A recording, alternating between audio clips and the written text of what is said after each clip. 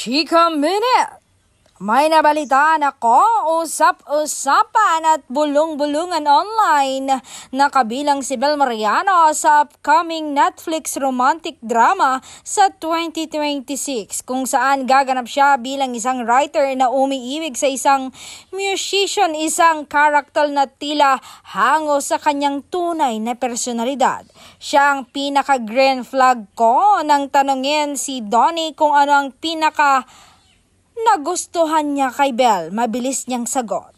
She's my biggest green flag. Matalino, mapagmahal sa pamilya at grounded. Samantala ay naman kay Bel, he's someone you can trust your heart with. May respeto, may faith at marunong magpagkumbaba.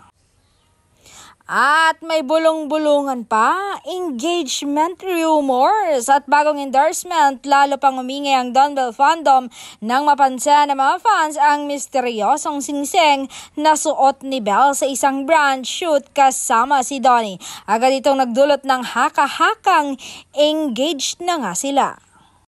Bagamat walang kumpirmasyon, sinabi ni Donnie sa isang interview, when the right time comes, well, let the world know. For now, we're just happy. Patuloy ding dumarami ang kanilang endorsement mula Pipsi, Oppo hanggang Bench, kung saan muli silang nagpasabog ng chemistry viral campaign na pumalo ng milyon-milyong views sa TikTok at YouTube. Totoo na nga bang forever? Habang patuloy na lumalago ang kanilang mga karera at samahan, maraming naniniwala ang koneksyon ni na Donnie at Bell ay higit pa sa real to real.